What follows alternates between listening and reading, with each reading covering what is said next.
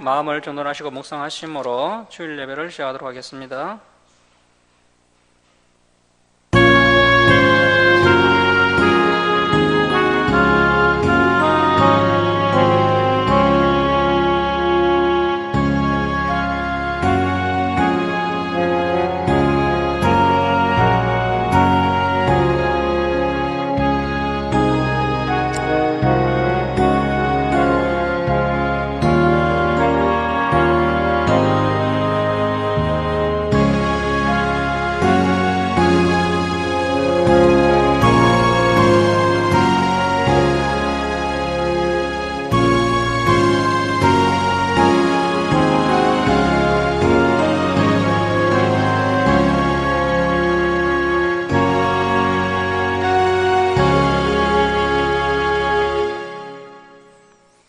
온 땅이여 여호와께 즐거운 찬송을 부를지어다. 기쁨으로 여호와를 섬기며 노래하면서 그의 앞에 나아갈지어다. 감사함으로 그의 문에 들어가며 찬송함으로 그의 궁정에 들어가서 그에게 감사하며 그의 이름을 송축할지어다. 하나님은 영이시니 예배하는 자가 영과 진리로 예배할지니라. 아멘. 사랑의 하나님 아버지, 이 시간 저희들이 하나님께 찬송과 경배를 올려드리오니 저희들의 예배를 기뻐 받아 주옵소서. 저희들이 온유하고 겸손한 마음으로 하나님의 생명의 말씀을 가슴판에 새기는 시간 되게 하시고, 지난 삶을 돌아보며 회개하며 다시 새 힘을 공급받는 귀한 은혜의 시간 되게 하여 주옵소서. 감사드리며 예수님의 이름으로 기도드립니다. 아멘. 일어서셔서 29장 찬송 드리겠습니다.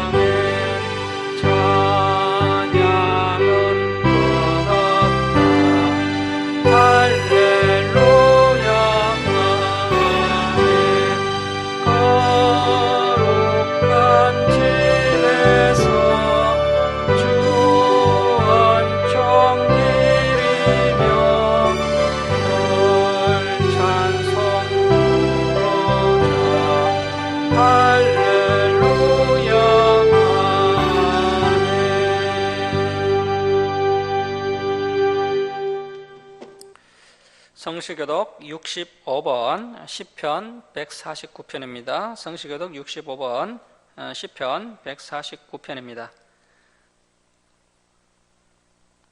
할렐루야, 새 노래로 여호와께 노래하며 성도의 모임 가운데에서 찬양할지어다.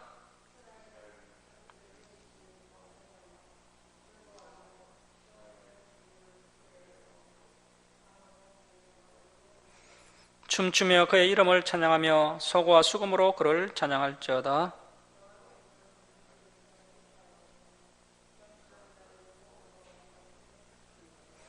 성도들은 영광 중에 즐거워하며 그들의 침상에서 기쁨으로 노래할지어다.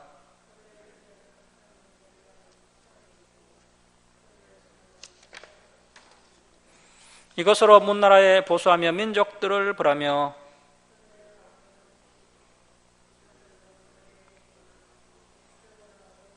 함께 읽겠습니다. 기록한 판결대로 그들에게 시행할지로다.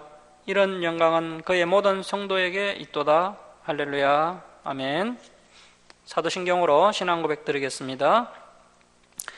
나는 전능하신 아버지 하나님 천지의 창조주를 믿습니다. 나는 그의 유일하신 아들 우리 주 예수 그리스도를 믿습니다. 그는 성령으로 잉태되어 동정녀 마리아에게 나시고 본디오 빌라도에게 고난을 받아 십자가에 못 박혀 죽으시고 장사된 지 사흘 만에 죽은 자 가운데서 다시 살아나셨으며 하늘에 오르시어 전능하신 아버지 하나님 우편에 앉아 계시다가 거기로부터 살아있는 자와 죽은 자를 심판하러 오십니다. 나는 성령을 믿으며 거룩한 공교회와 성도의 교제와 죄를 용서받는 것과 몸의 부활과 영생을 믿습니다. 아멘. 성경 말씀은 민수기 6장 19절에서 21절입니다. 민수기 6장 19절에서 21절입니다. 6장 19절에서 21절 교독하겠습니다. 자기의 몸을 구별한 나실인이 그의 머리털을 민 후에 제사장이 삶은 순양의 어깨와 강주리 가운데 무기병 하나와 무교 전병 하나를 취하여 나실인의 두 손에 두고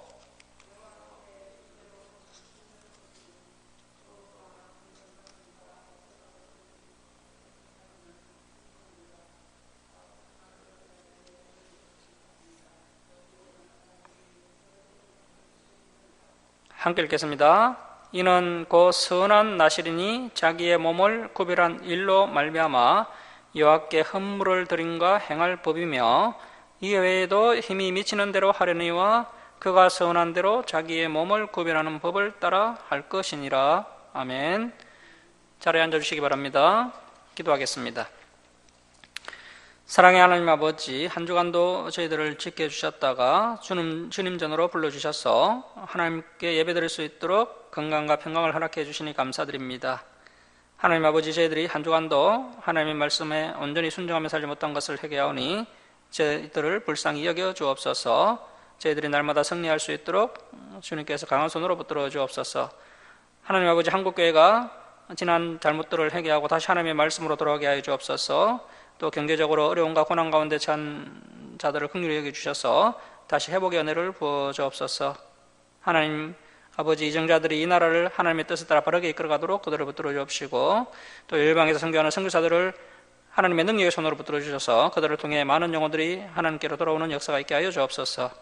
하나님 아버지, 북한의 복음의 빛이 비치게 하시고 이 나라가 복음으로 통일되어서 하나님의 능력 가운데 또 많은 열방의 복음을 전하는 우리나라 이민족이 되게 하여 주옵소서. 하나님 아버지, 김천주 사랑교회가 하나님의 진리의 말씀을 바르게 가르치는 진리의 터가 되게 하여 주옵소서. 마지막 때 선교와 전도와 구제의 사명을 능히 감당하는 교회 되도록 붙들어 주시옵소서. 진리를 찾는 성도들이 이 주사랑교회로 나올 수 있도록 인도하여 주옵소서. 하나님 아버지, 이 시간 저희들이 하나님의 말씀을 통해 하나님의 뜻을 깨닫고 한 주간도 이 말씀을 따라 거룩한 삶을 살아가는 성도들 다 되게 하여 주옵소서. 감사드리며 우리를 구원하여 주신 예수님의 이름으로 기도드립니다. 아멘. 545장 찬송 드리겠습니다.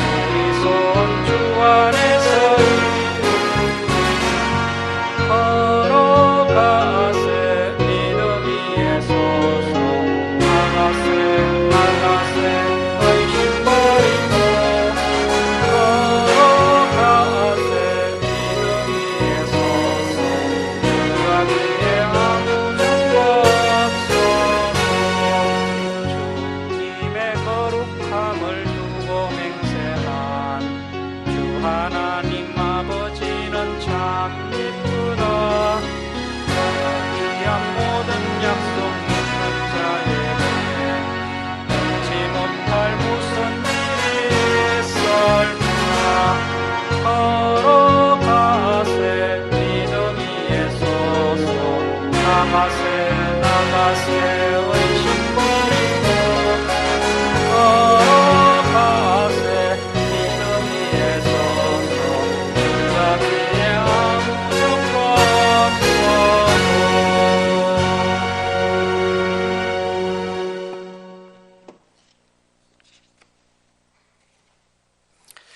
예, 할렐루야, 반갑습니다. 자기의 몸을 구별한 나신인이라는 제목으로 하나님 말씀 함께 나누겠습니다. 오늘은 지난 시간에 이어 민수기 4장부터 보시겠습니다. 민수기 4장은 3장에서 언급되었던 그 레이지파, 게르손 자손, 거핫 자손, 또 므라리 자손들의 임무가 다시 한번 구체적으로 언급되고 있습니다.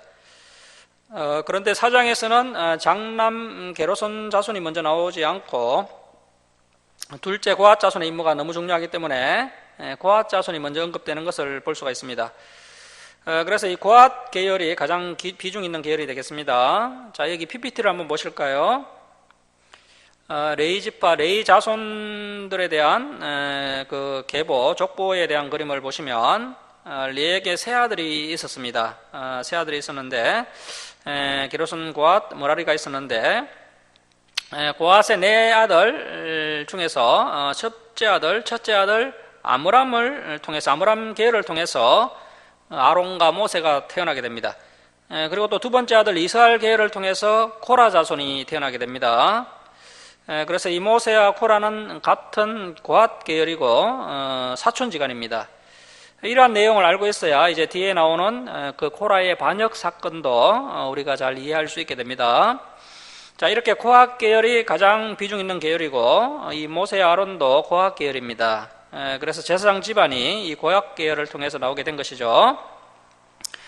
자, 이제 4장 1절부터 20절은 거핫 자손의 이제 거핫 자손의 봉사자 개수를 명령하고 있고요. 또 그들의 임무가 언급되고 있습니다. 자, 4장 1절 말씀 보십시오.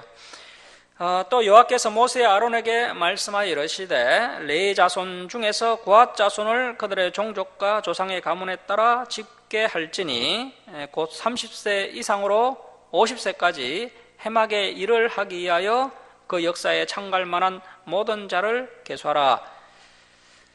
여러분, 우리가 하나님의 일을 하는 것이 참된 역사에 참가할 만한 일이라는 것입니다. 그래서 이 하나님의 역사가 참 역사이기 때문에 하나님의 일에 동참하는 것이 하나님의 은혜요, 또 하나님의 은혜인 동시에 또 큰 기쁨이 되는 것이죠. 우리가 이제 나중에 천국에 가면 열심히 하나님의 일에 충성한 성도들에게 하나님께서 큰 상급을 내려주실 것입니다. 자, 그리고 이제 해막의 일을 하는 데 있어서 이렇게 연령이 정해져 있는 것을 볼 수 있는데요. 30세 이상에서 50세까지 연령이 이렇게 정해져 있습니다. 그래서 이제 성경을 보면은 예수님을 비롯하여 대부분의 하나님의 종들이 30세부터 본격적으로 하나님의 일을 시작하는 것을 볼 수 있습니다. 오늘날 대부분의 장로교회도 이제 목사 안수를 받으려면 나이가 만 30세가 넘어야 목사 안수를 받을 수 있습니다. 그래서 아직 젊은 청년들은 30세 전까지 열심히 준비를 해야 됩니다. 그리고 이제 30세 이후에는 본격적으로 하나님을 위하여, 그리고 하나님의 역사인 이 구속사를 위하여 귀하게 쓰임받는 인생이 되어야 합니다. 자, 그리고 이 본문에서 정년이 50세인 것은 험한 강약길에서 무거운 성물들을 운반해야 했기 때문에 정년이 짧은 것을 알 수 있습니다. 자, 이렇게 30세에서 50세까지 고학 계열의 레인들을 계수하라고 명령을 하십니다. 자, 이제 4절에는 고학 자손들이 하는 일이 구체적으로 언급이 되고 있는데요. 자, 4절 말씀 보십시오. 고학 자손이 해막 안에 지성물에 대하여 할 일은 이러하니라. 그래서 이제 고학 자손이 맡은 일은 성소와 지성소 안에 있는 성물을 관리하고 운반하는 일을 맡게 됩니다. 자, 5절 말씀 보시면 진영이 전진할 때 아론과 그의 아들들이 들어가서 칸 막는 휘장. 이 칸 막는 휘장은 그 성소와 지성소 사이에 있는 지성소 휘장을 말하는 것입니다. 자, 이 지성소 휘장을 걷어 정거계를 덮고, 그래서 이 지성소 휘장을 걷어서 그 십계명 두 돌판이 들어있는 하나님의 언약궤, 뭐 법궤라고 하기도 하죠. 그 언약궤를 덮으라는 겁니다. 자, 6절 말씀 보시면 그 이를 해달의 가죽으로 덮고 그 위에 순청색 보자기를 덮은 후에 그 채를 깨고, 자, 이렇게 대제사장과 제사장들이 직접 지성소 휘장과 해달의 가죽과 보자기를 가지고 삼중으로 정성껏 하나님의 말씀을 상징하는 언약궤를 포장하라고 하나님께서 명령하십니다. 자, 그리고 이제 7절을 보시면 진설병 떡상을 포장하는 이야기가 나와 있고요. 그리고 이제 9절을 보시면 등잔대를 포장하는 장면이 또 기록되어 있습니다. 자, 그리고 이제 11절을 보시면 금제단이 나오는데요. 이 금제단은 성소에 있는 분향단을 이야기하는 겁니다. 그래서 이제 11절에 분향단도 포장을 합니다. 그리고 이제 13절을 보시면 제단이 나오는데 이 제단은 노소로 만든 번제단을 말하는 겁니다. 이 번제단은 성막들에 있죠. 그러니까 성막 내에 두 가지 제단이 있는 겁니다. 하나는 금제단인 분향단이 있고, 이 분향단은 성소에 있죠. 성소에 있고 여기다 향을 피우는 것입니다. 그리고 다른 하나는 노제단인 번제단이 있는데, 이 번제단은 이제 제물로 바쳐진 이제 고기 같은 것을 태우는 것이죠. 이렇게 이제 번제단도 포장을 하게 됩니다. 자, 이렇게 포장을 마치고 나서 이제 15절 말씀 보시면 진영을 떠날 때 아론과 그의 아들들이 성소와 성소의 모든 기구 덮는 일을 마치거든. 자, 그러니까 언약궤를 포장한다든지 진설병 떡상을 포장한다든지 또 분향단을 포장한다든지 이런 귀중한 성물을 포장하는 것은 제사장들이 할 일입니다. 이런 것은 고사 자손들이라 할지라도 포장을 하면 안 됩니다. 자, 이런 성물들을 포장하는 것은 제사장들이 하고 이제 고핫 자손들이 해야 할 일이 나오는데요. 이런 성물을 고핫 자손들이 와서 맬 것이니라. 성소의 성물들을 자세히 보면요, 어깨에 매는 손잡이들이 다 있습니다. 그래서 고핫 자손들은 이런 성물을 어깨에 메고 운반하는 일을 감당했습니다. 자, 계속 보시면 그러나 성물은 만지지 말라.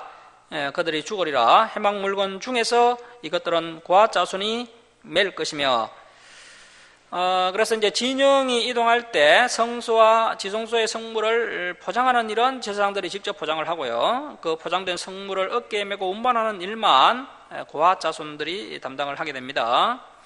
자, 이제 16절 말씀 보십시오. 제사장 아론의 아들 엘라살이 맡을 것은, 자, 대제사장 아론의 셋째 아들 엘라살이 행정적으로 관리하고 책임져야 할 직무가 있는데요. 첫 번째는 등대의 등류를 엘라살이 철저히 관리해야 됩니다. 자, 그래서 등류와 태우는 향, 이 태우는 향은 분향단에 피우는 향품입니다. 분향단에 피우는 향품도 엘라살이 관리해야 하고요. 그래서 태우는 향과 항상 드리는 소제물, 이 소제물은 진설병 떡상에 드리는 소제물입니다. 소제물과 간유, 이 간유는 성물에 기름을 바르고 또 제사장을 세울 때 기름을 붓는데 그 거룩한 기름인 이 간유도 엘라살이 관리를 해야 됩니다. 간유이며 또 장막 전체와 그 중에 있는 모든 것과 성소와 그 모든 기군이라. 자, 그래서 이 제사장 엘라살은 제사와 직접 관련이 있는 가장 중요한 등유, 향품, 소제물, 간유를 특별히 잘 관리해야 합니다. 자, 그리고 3장에서도 언급되었던 것처럼 성막 전체와 또 모든 성물을 총괄하는, 총괄적으로 관리하는 역할도 엘라살이 하게 됩니다. 자, 이렇게 엘라살은 고핫 자손의 직속 지휘관 역할을 하게 됩니다. 자, 이제 17절 말씀 보시면 여호와께서 또 모세와 아론에게 말씀하여 이르시되 너희는 고핫 족속의 지파를 레인 중에서 끊어지게 하지 말지니 그들이 지성물에 접근할 때 그들의 생명을 보존하고 죽지 않게 하기 위하여 이같이 하라. 아론과 그의 아들들이 들어가서 각 사람에게 그가 할 일과 그가 맬 것을 지혜하게 할지니라. 그래서 이러한 일을 진행할 때 조심해야 할 것은 아론과 그의 아들들이 먼저 성소로 들어가서 고핫 자손들이 해야 할 일과 또 그들이 맬 것을 지혜해야 한다는 것입니다. 그래서 고핫 자손들은 반드시 제사장들의 지휘 아래 성물을 메고 운반을 해야 합니다. 이것을 어기면 죽을 수 있다는 것입니다. 자, 이제 20절 말씀 보시면 그들은 잠시라도 들어가서 성소를 보지 말라. 그들이 죽으리라. 자, 그래서 이제 고아 자손은 성소로 들어가서 성물을 만져서도 안 되고요. 심지어 그 성물을 보아서도 안 됩니다. 자, 이렇게 신앙 공동체가 운영되는 데 있어서 제사장이 해야 할 일이 있고 또 고아 자손들이 해야 할 일이 있다라는 것입니다. 그래서 오늘날도 저와 여러분이 자기 자리를 잘 지킬 수 있는 신앙인이 되어야 한다라는 것입니다. 자, 이제 21절부터 28절은 게르손 자손의 봉사자 계수 명령과 구체적 임무에 대해서 말씀을 하십니다. 자, 21절 말씀 보십시오. 게르손 자손도 그 조상의 가문과 종족에 따라 계수하되 30세 이상으로 50세까지 해막에서 복무하고 봉사할 모든 자를 계수하라. 게르손 종족의 할 일과 맬 것은 이러하니. 자, 이제 24절 이하에는 게르손 자손들의 임무가 구체적으로 언급되고 있는데요. 자, 그래서 이 게르손 자손은 성막 덮개나 휘장을 포장하고 관리하고 운반하는 일을 맡게 됩니다. 자, 27절 말씀 보십시오. 27절. 게르손 자손은 그들의 모든 일, 곧 맬 것과 처리할 것을 아론과 그의 아들들의 명령대로 할 것이니 너희 제사장들은 그들이 맬 짐을 그들에게 맡길 것이니라. 자, 이렇게 게르손 자손들도 제사장의 지휘 아래 모든 일을 진행해야 한다라고 말씀하십니다. 자, 28절 말씀 보십시오. 게르손 자손의 종족들이 해막에서 할 일은 이러하며 그들의 직무는 제사장 아론의 그 아들 넷째 아들이죠. 넷째 아들 이다말이 감독할지니라. 자, 아론의 사남 이다말은 게르손 자손을 감독하는 일을 맡게 됩니다. 자, 그리고 29절에 나오는 므라리 자손도 이 이다말이 감독을 합니다. 그래서 하나님의 사역이 질서 있게 이루어지는 것을 볼 수가 있습니다.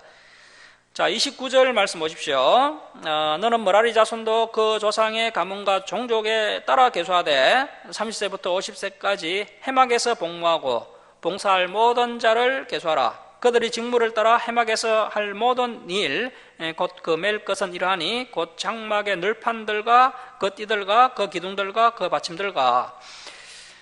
우리가 3장에서 살펴본 것처럼 이 므라리 자손이 하는 주 업무는 성막의 골격과 뼈대를 이루는 목재를 포장하고 관리하고 또 운반하는 사역을 맡게 됩니다. 자, 33절 말씀 보십시오. 이는 제사장 아론의 아들 이다말의 수하에 있을 므라리 자손의 종족들이 그 모든 직무대로 해막에서 행할 일이니라. 자, 게르손 자손과 므라리 자손은 이다말이 감독을 하고 또 그 이다말은 또 엘라살이 감독을 하고 또 그 엘라살 이에는 대제사장 아론이 총괄적으로 관리합니다. 그래서 아주 질서 있고 규모 있게 사역이 이루어지는 것을 볼 수가 있습니다. 자, 이제 34절부터 49절은 30세부터 50세까지 레인들의 계수 결과가 기록되어 있는데요. 36절을 보시면 고앗 자손의 봉사자의 계수가 나옵니다. 자, 36절입니다. 곧 그 종족대로 계수된 자가 2750명이니. 그래서 고앗 자손 중에 일할 만한 사람은 2750명입니다. 자, 40절 보시면 이제 게르손 자손의 봉사자 계수가 나오는데요. 그 종족과 조상의 가문을 따라 계수된 자는 2630명이니. 자, 그래서 게르손 자손 중에서 일할 만한 사람은 2630명입니다. 자, 그리고 이제 44절을 보시면 므라리 자손의 봉사자 계수가 나옵니다. 그 종족을 따라 계수된 자는 3200명이니. 자, 므라리 자손은 3200명입니다. 자, 그래서 이제 다 더한 총계가 48절에 나오는데요. 곧 그 계수된 자는 8580명이라. 그래서 이제 고앗 자손 2750명, 게르손 자손 2630명, 그리고 므라리 자손 3200명을 다 더하면 정확히 8580명입니다.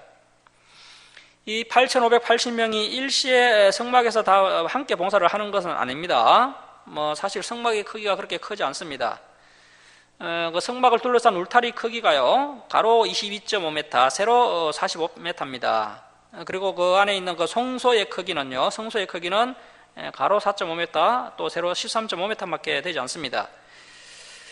그리고 또 운반해야 할 성막 기구들도 사실 8580명이 일시에 옮길 만큼 그렇게 많지가 않습니다. 그래서 이제 이 8580명을 24개 팀으로 나누어서 한 팀이 15일씩 성막 봉사를 하게 됩니다. 24개 팀이 15일씩 나누어서 1년 동안 봉사를 하게 되는 겁니다. 레인들이 이렇게 이제 성막 봉사에 직접 참여하는 기간은 1년에 15일 뿐이었고, 이제 나머지 기간에는 이스라엘 백성들을 이제 교육하고 하나님의 말씀을 가르쳐서 교육시키고 또 행정과 또 사법 등 각종 실무를 담당하게 됩니다. 자, 49절 말씀 보십시오. 자, 49절 말씀 우리 함께 읽겠습니다. 자, 시작. 그들이 할 일과 짐을 매는 일을 따라 모세에게 계수되었으되 여호와께서 모세에게 명령하신 대로 그들이 계수되었더라.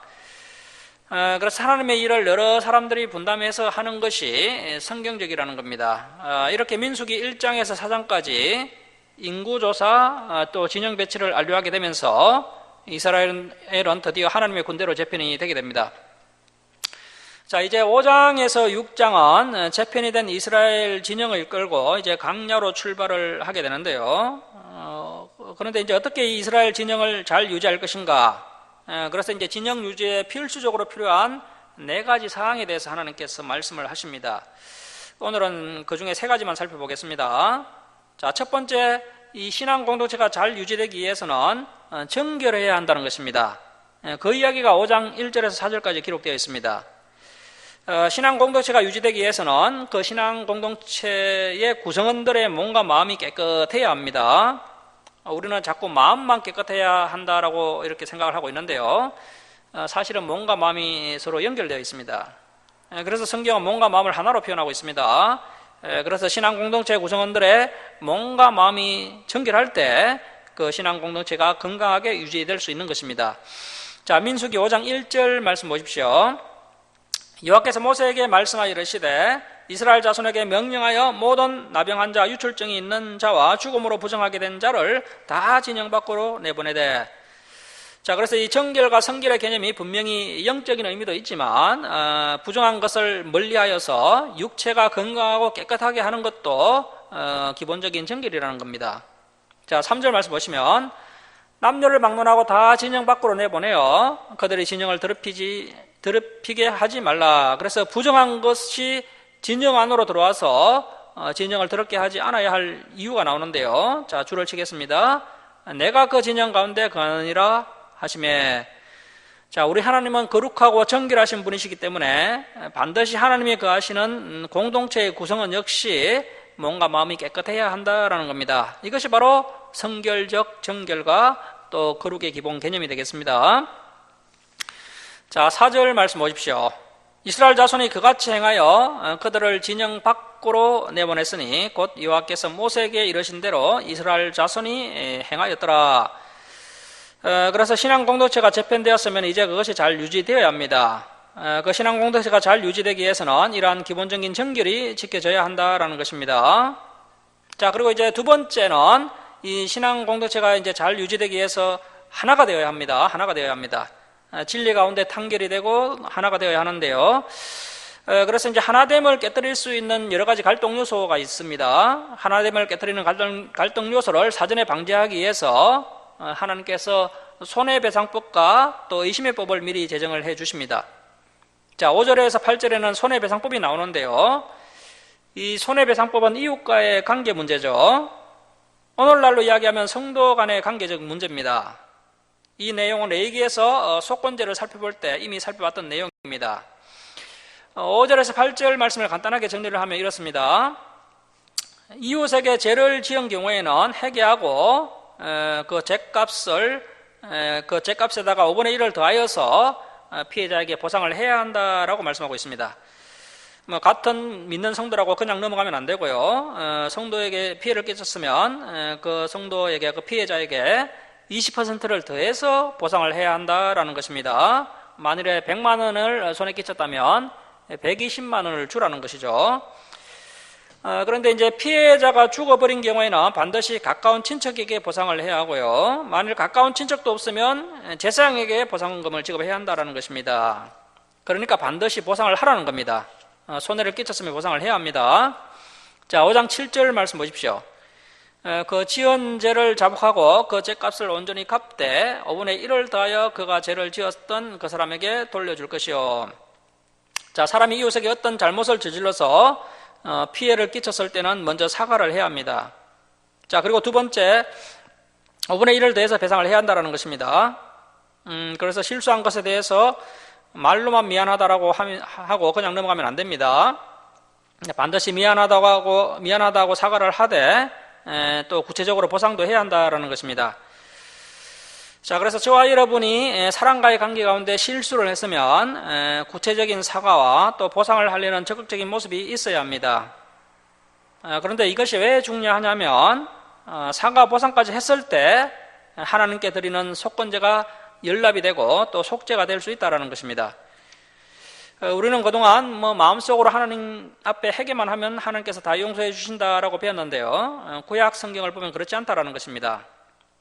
분명히 우리의 죄를 예수님의 보혈로 다 속죄해 주시지만 우리가 분명히 사과하고 보상을 하는 성숙한 모습이 있을 때 진정한 속죄가 된다는 겁니다.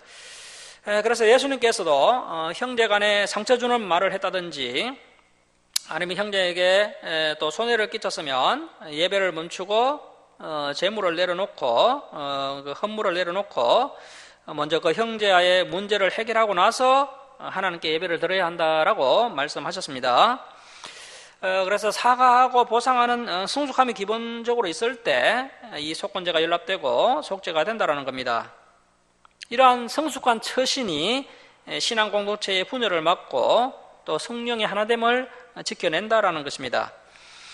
자, 그리고 이제 9절에서 10절은 제사장의 사례에 대해서 말씀하고 있습니다. 율법에 계속 반복되는 내용이 이 제사장의 사례입니다. 자, 9절 말씀 보십시오. 이스라엘 자손이 거제로 제사장에게 가져오는 모든 성물은 그의 것이 될 것이라 각 사람이 구별한 물건은 그의 것이 되나니 누구든지 제사장에게 주는 것은 그의 것이 되느니라. 자, 이제 11절에서 31절은 아내가 남편 몰래 부정한 죄를 저지르게 되었는데 증거가 없거나 혹은 아내가 부정한 죄를 저지르지 않았는데도 남편이 아내를 의심할 때 그것을 판결하는 절차에 대해서 말씀하고 있습니다. 그러니까 이것은 부부관계에 대한 문제죠. 11절 이하는 아내의 간통을 밝히는 절차가 나옵니다. 우리가 성경을 보다 보면 영은 불변한 절대법이 있고요, 어떤 것은 그 당시 시대와 문화적 배경에서만 적용될 수 있는 한시적인 법이 있습니다.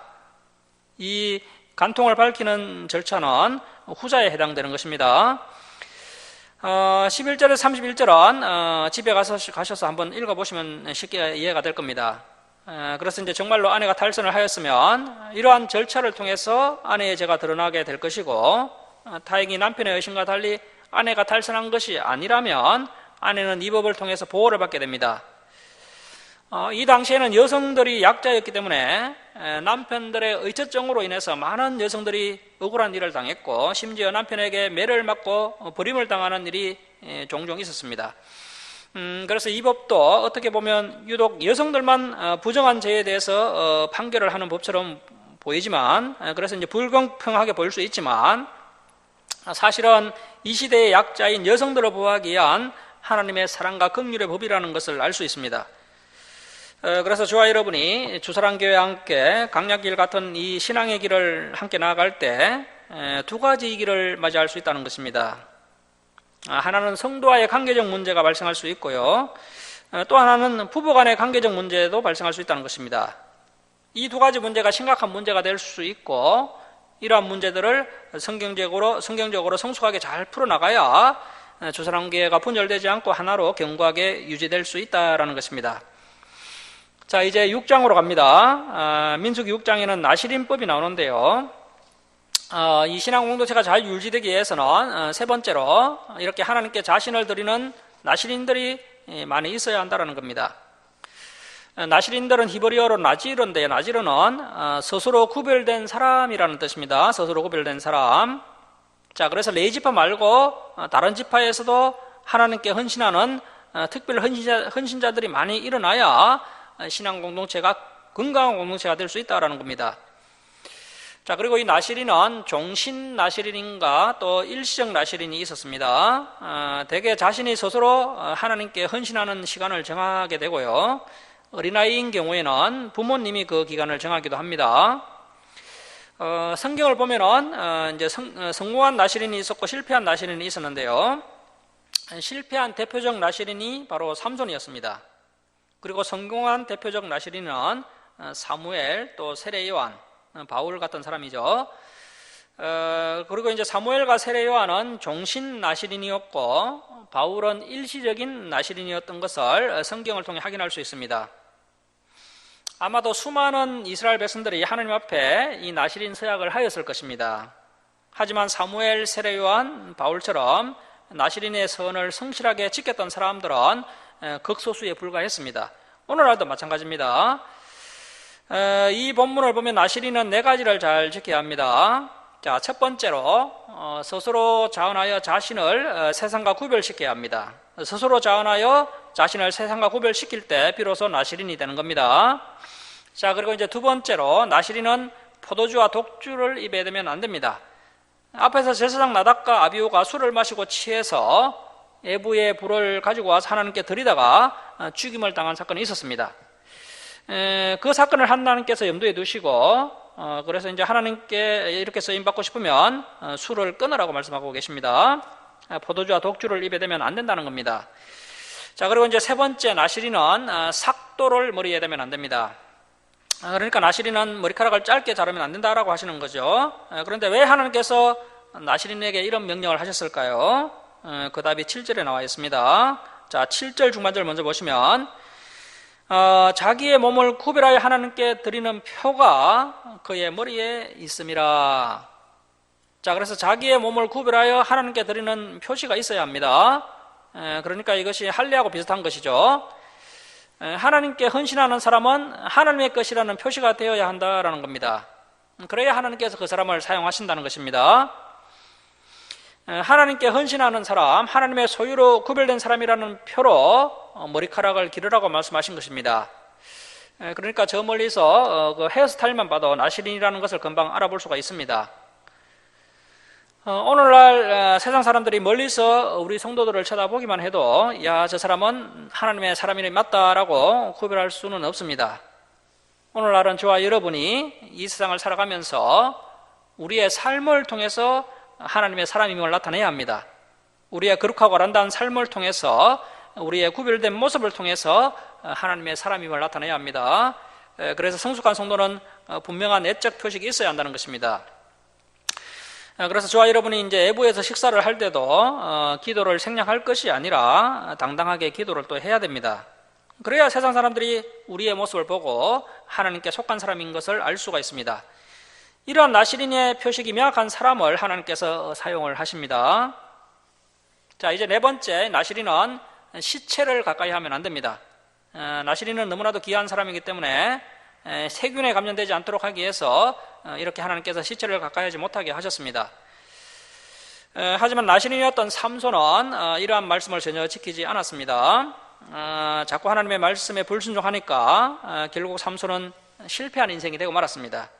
그래서 삼손의 인생을 평가하는 데 있어서 잣대와 같은 말씀이 바로 이 본문이 되겠습니다. 그리고 이 나시린은 레인이 아니어도 될 수가 있고요. 그리고 심지어 여성들도 이렇게 나시린이 될 수가 있었습니다. 그래서 이렇게 하나님께 헌신할 수 있는 특별 헌신법이 나시린법이었던 것입니다. 자, 이제 민수기 6장을 보겠습니다. 6장 1절 말씀 보십시오. 여호와께서 모세에게 말씀하여 이르시되 이스라엘 자손에게 전하여 그들에게 이르라. 남자나 여자가, 자, 여기 1이라고 적으십시오. 1이라고 적으시고 줄을 칩니다. 1, 특별한 선, 곧 나시린 선을 하고 스스로 자기 몸을 구별하여 여호와께 드리려고 하면, 줄을 칩니다. 자, 이것이 나시린법의 가장 중요한 정신입니다. 스스로 자기 몸과 마음을 구별하여 하나님께 드리는 겁니다. 이렇게 해야 하나님께서 받으신다는 겁니다. 나시린은 세상으로부터 구별된 사람입니다. 그리고 중요한 것은 스스로 자기가 세상과 구별을 해야 됩니다. 누가 시켜서 하는 것이 아니라 스스로 하는 것입니다. 자, 6장 9절도 한번 보십시오. 6장 9절 보시면 누가 갑자기 그 곁에서 죽어서 스스로 구별한 자 줄을 칩니다. 그래서 하나님께서는 오늘날도 스스로 자신을 구별한 사람을 찾고 계십니다. 오늘 하나님께서 무엇이 부족해서 하나님의 일을 신속하게 진행하지 못하십니까? 세상으로부터 구별된 사람이 없어서 하나님께서 일을 못하십니다. 하나님께서 지금 쓰실 만한 사람이 없다는 겁니다. 그래서 지금 하나님의 역사가 드디어 이루어지고 있습니다. 자, 3절 말씀 보십시오. 자, 이라고 적으시고 줄을 칩니다. 이 포도주와 독주를 멀리하며 줄을 칩니다. 포도주로 된 초나 독주로 된 초를 마시지 말며 포도즙도 마시지 말며 생포도나 건포도도 먹지 말지니 자기 몸을 구별하는 모든 날 동안에는 포도나무 솟아는 씨나 껍질이라도 먹지 말지며. 자, 하나님께 특별하게 선을 한 사람은 술을 가까이 하면 안 된다는 것입니다. 술에 취하면 사람이 이성을 잃어버리거나 또 판단력이 흐려지기 때문에 특별히 나시린 서약을 한 사람은 하나님께서 아예 술을 마시지도 말고 심지어 포도즙이나 생포도나 건포도도 먹지 말라라고 하십니다. 아주 굉장히 단호하게 말씀하시죠. 그래서 우리가 하나님께 쓰임 받으려면 이러한 단호함이 있어야 한다는 것입니다. 자, 5절 말씀 보십시오. 그 선을 하고 구별하는 모든 날 동안은, 자, 3이라고 적으시고 줄을 칩니다. 3, 삭도를 절대로 그의 머리에 대지 말 것이라 줄을 칩니다. 자기 몸을 구별하여 여호와께 드리는 날이 차기까지 그는 거룩한 적 그의 머리털을 길게 자라게 할 것이며. 자, 그래서 나시린들은 머리에 삭도를 대서 머리를 짧게 깎으면 안 됩니다. 하나님께서 보시기에 나시린들은 하나님께 헌신하기로 스스로 맹세한 자들이기 때문에 너무나도 귀한 사람들입니다. 그래서 혹시나 머리를 짧게 깎다가 칼에 베어서 파상풍 같은 것에 걸려서 죽을 수 있기 때문에 이렇게 하나님께서 나시린을 애지중지 귀하게 여기시는 것을 알 수 있습니다. 자, 6절 말씀 보십시오. 자기의 몸을 구별하여 여호와께 드리는 모든 날 동안은, 자, 4라고 적으시고 줄을 칩니다. 4, 시체를 가까이 하지 말 것이요. 자, 그래서 죽은 사람과 가까이 해서 나시린이 세균이나 바이러스 같은 것에 감염될 수 있기 때문에 시체를 가까이 하지 말라는 것입니다. 이건 역시도 나시린을 아끼고 사랑하기 때문에 하나님께서 이렇게 말씀하시는 겁니다. 자, 7절입니다. 그의 부모 형제 자매가 죽은 때라도 그로 말미암아 몸을 더럽히지 말 것이니 이는 자기의 몸을 구별하여 하나님께 드리는 표가 그의 머리에 있음이라. 자, 그래서 나시린들은 일반 백성들보다 머리카락이 상대적으로 길었기 때문에 머리카락만 봐도 나시린인지 금방 알 수 있었습니다. 자, 그래서 자기의 몸을 구별하여 하나님께 드리는 표가 그의 머리에 있음이라고 말씀하시고, 그래서 비록 부모나 형제 자매가 죽었다 할지라도 가까이 하지 말라라고 하십니다. 자, 8절입니다. 자기의 몸을 구별하는 모든 날 동안 그는 여호와께 거룩한 자니라. 우리가 이제 사사기에 가면 이제 삼손을 만나게 될 텐데요. 삼손은 하나님께 바쳐진 나시린입니다. 그런데 이 삼손은 술을 마시고 또 기생집에 가서 음란한 죄를 짓기도 하고 또 시체에 손을 대면 안 되는데 죽은 사자의 시체에서 꿀을 꺼내서 먹고, 그래서 전혀 나시린답지 않게 행동을 하다가 결국 드릴라라는 여자에게 속아서 머리카락을 다 밀리게 되고 비참하게 최후를 맞이하는 것을 볼 수가 있습니다. 자, 9절 말씀 보십시오. 누가 갑자기 그 곁에서 죽어서 스스로 구별한 자의 머리를 더럽히면 그의 몸을 정결하게 하는 날에 머리를 밀 것이니 곧 7째 날에 밀 것이며 8째 날에 산비둘기 2마리나 집비둘기 새끼 2마리를 가지고 회막 문에 와서 제사장에게 줄 것이요. 제사장은 그 하나를 속죄제물로 하나를 번제물로 드려서 그의 시체로 말미암아 얻은 죄를 속하고 또 그는 그날에 그의 머리를 성결하게 할 것이며 자기 몸을 구별하여 여호와께 드릴 날을 새로 정하고 1년 된 순양을 가져다가 속건제물로 드릴지니라. 자기의 몸을 구별한 때 그의 몸을 더럽혔은적 지난 기간은 무효니라. 그래서 이제 예를 들어서 한번 설명을 드리면요, 어떤 사람이 나시린 기간을 10년을 정해서 하나님께 이제 서약을 했는데, 그렇게 이제 하나님의 이 서약대로 이제 자기가 서약한 대로 이 나시린이 지켜야 할 이런 조건들을 잘 지켰습니다. 그런데 이제 10년이 다 되어 가는데 이제 10년을 하루 남겨놓고 실수로 그만 이에 나왔던 그 3가지 중에서 1가지를 어겼던 것이죠. 그래서 이제 시체를 만약에 가까이 했다고 한다면은 그동안 헌신한 기간은 다 무효가 되고 9절부터 12절의 절차에 따라서 다시 하나님께 제사를 드리고 처음부터 다시 하나님께 약속한 그 10년을 드려야 한다라는 것입니다. 이러한 나시린법을 통해서 우리가 깨닫게 되는 것은 우리 하나님께서는 아무 사람하고나 일하시지 않는다는 사실입니다. 가끔 목사님들이 설교하실 때 하나님은 마른 막대기를 가지고도 일하실 수 있다라고 하는데요, 그렇지 않습니다. 물론 우리 전지전능하신 하나님께서는 분명히 하나님께서 작정하신 모든 계획을 다 이루어 나가실 것입니다.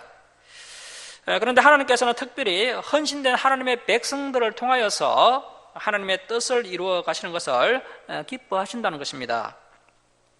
문제는 오늘날 하나님께 헌신된 백성들이 많지 않다라는 겁니다. 나신처럼 자신을 구별하여서 하나님께 헌신한 사람들이 너무나도 귀하기 때문에 오늘날 하나님의 뜻이 더디 이루어지고 있습니다. 그래서 하나님께서는 정말 하나님의 손에 붙들려서 하나님의 사명을 온전히 감당할 만한 그 한 사람을 간절히 찾고 계십니다. 그래서 우리 주사랑교회는 하나님께서 쓰실 만한 나시린 같은 신실한 일꾼들을 어릴 때부터 말씀으로 잘 양육하여서 이제 길러내는 것이야말로 우리 교회가 감당해야 할 귀한 사명이 되겠습니다. 자, 이제 13절에서 21절은 나시린 성 기간 종료 후의 절차입니다. 이제 기간제 나시린 기간이 종료된 후에 해야 할 절차가 13절 이하에 기록이 되어 있습니다. 간단하게 요약해서 말씀을 드리면 기간제 나시린이 선했던 기간이 끝나면 성막에 가서 속죄제와 번제와 화목제와 소제를 드림으로 나시린에 대한 선을 공식적으로 끝을 내야 한다라는 겁니다. 자, 18절 말씀 보십시오. 자기 몸을 구별한 나시린, 오늘 설교 제목이죠. 자기의 몸을 구별한 나시린은 해막문에서 그동안 길렀던 자기의 머리털을 밀고, 그래서 이제 신약 성경에 보면 바울이 자기 머리를 민 것이죠. 자기의 머리털을 밀고 그것을 화목제물 밑에 있는 불에 둘지며 머리털을 다 밀고 그 잘라낸 머리털을 번제단에서 태우라는 겁니다. 자, 19절 보시면 자기의 몸을 구별한 나시린이 그의 머리털을 민 후에 제사장이 삶은 순양의 어깨와 강주리 가운데 무기병 하나와 무교전병 하나를 취하여 나시린의 두 손에 두고 요 앞에 요제로 흔들 것이며 그것과 흔든 가슴과 받들어 올린 넓적다리는 성물이라 다 제사장에게 돌릴 것이니라. 그 후에는 나시린이 포도주를 마실 수 있느니라. 자, 이 팔타인 지역은 지하수에 석회질이 많이 함유되어 있기 때문에요, 물이 좋지 않습니다. 그래서 이제 포도주 문화가 많이 발달했고 물 대신에 포도주를 즐겨 마셨습니다. 하지만 나시린은 선한 기간 동안에는 포도주를 마시지 못합니다. 그래서 이제 나시린 선 기간이 다 끝나면은 비로소 포도주를 마실 수 있는 겁니다. 그 신약 성경을 보면요, 이 디모데가 마치 나시린처럼 일절 포도주를 마시지 않았는데 그것 때문에 이제 이장이 많이 이제 약해졌던 것이죠. 이장에 병이 걸렸습니다. 그래서 바울이 약으로 포도주를 쓰라고 이야기하는 것을 볼 수가 있습니다. 자, 21절 말씀 보십시오. 이는 그 선한 나시린이 자기의 몸을 구별한 일로 말미암아 이와 함께 헌물을 드린가 행할 법이며 이에도 힘이 미치는 대로 하려니와 그가 선한 대로 자기의 몸을 구별하는 법을 따라 할 것이니라. 그래서 이렇게 나시린 기간을 다 채우고 하나님께 나시린 종료 제사를 드릴 때 지정적인 기본적인 것은 필수적으로 드려야 합니다. 지정된 것은 필수적으로 하나 하되 혹 이외에 더 바치고 싶은 감동된 마음이 있는 나시린은 나시린 종료 제사를 드릴 때 더 바쳐도 괜찮다는 겁니다.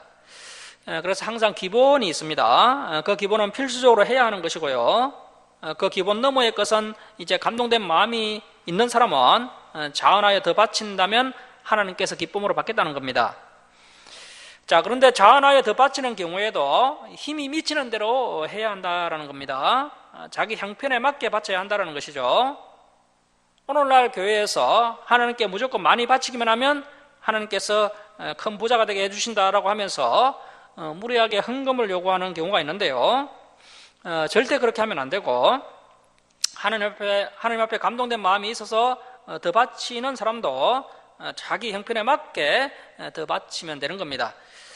자, 그래서 하나님께 선했던 기간이 다 차고 이러한 절차대로 다 행하게 되면 이제 나시린법을 따르지 않고 일반인처럼 살아갈 수 있게 됩니다.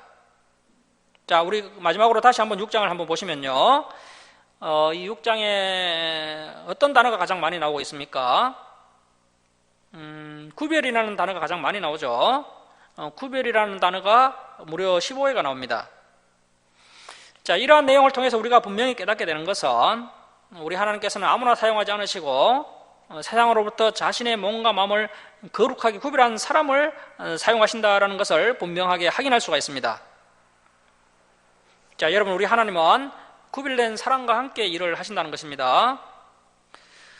오늘날 한국교회가 빠른 속도로 쇠퇴하고 있지만 아직까지 이단들 빼고 한 600만 명의 기독교인들이 남아 있습니다.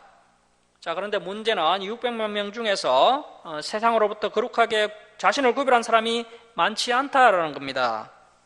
자, 그래서 하나님께서 사용하실 만한 사람이 부족하다는 것이고, 그래야 이 땅에 하나님의 뜻이 더디 이루어지고 있습니다.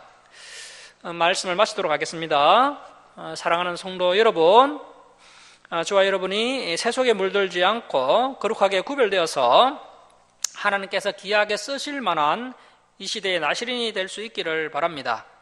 그리고 우리의 자녀들이 하나님의 말씀 안에서 잘 준비되고 구별되어져서 하나님께 귀하게 쓰임받는 일꾼들이 되기를 주님의 이름으로 축원합니다. 기도하겠습니다. 사랑의 하나님 아버지, 오늘도 하나님의 귀한 말씀을 살펴보게 하시고 하나님의 뜻을 깨닫게 하시니 감사드립니다. 하나님께서 연약한 여성들을 특별히 보호하시고 사랑하시는 하나님이심을 깨닫게 하시니 감사드립니다. 저희들의 연약한 이웃과 연약한 교회들을 사랑으로 돌아보는 교회가 되게 하여 주옵소서.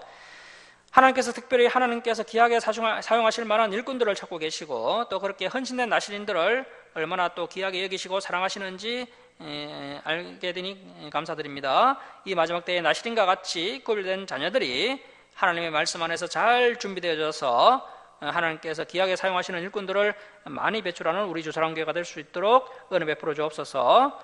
특별히 우리 주사랑교회 성도들이 이 시대를 본받지 않고 하나님의 말씀 안에서 더욱 성령 충만하고 또 자기의 몸과 마음을 거룩하게 구별하여서 하나님께 귀하게 쓰임받는 성도들이 다 되도록 은혜 베풀어 주옵소서. 감사드리며 예수님의 이름으로 기도드립니다. 아멘. 549장 찬송 드리고 봉헌 드리겠습니다.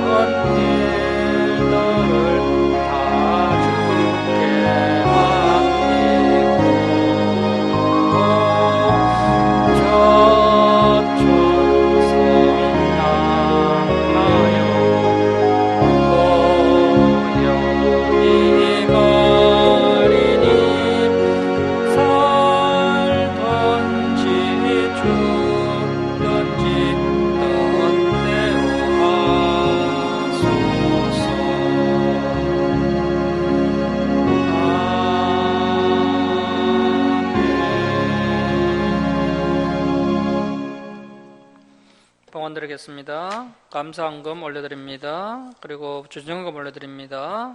기도하겠습니다. 사랑의 하나님 아버지, 한량없는 은혜와 사랑에 감사드립니다. 죄악가운데 멸망당할 저희들을 독생자 예수 그리스도의 보혈로 구원해 주시고 날마다 또 진리의 말씀으로 인도해 주시니 감사드립니다. 저희들 하나님의 크신 사랑과 은혜에 감사하며 또 저희들의 필요를 채워주심을 감사하며 하나님께 예물 올려드립니다. 기뻐 받아 주옵소서. 이 예물 올려드린 주님의 백성들 주님께서 날마다 동행하여 주옵시고 또 가정에 감사 기쁨이 넘쳐나게 하여 주옵소서. 또 부족한 것 주님께서 하시오니 필요를 채워 주시옵소서. 이 예물을 쓰는 것마다 하나님의 영광이 나타나게 하여 주옵소서. 감사드리며 예수님의 이름으로 기도드립니다. 아멘. 교회 소식을 전합니다. 코로나 예방수칙을 잘 준수하셔서 건강을 잘 지키시기 바랍니다. 그리고 한국교회 예배 회복을 위해 우리 주사랑교회를 위해 함께 기도해 주시기 바랍니다. 경북로회 가을로회가 주님의 은혜 가운데 잘 마쳤습니다. 기도해 주셔서 감사드립니다. 주일 예배 때 살펴봤던 말씀들을 한 주간 동안 복습하시고 다음 주에 진행될 말씀들도 읽어오시기 바랍니다. 일어서 있어서 5장 찬송 드리고 축도로 예배를 마치겠습니다.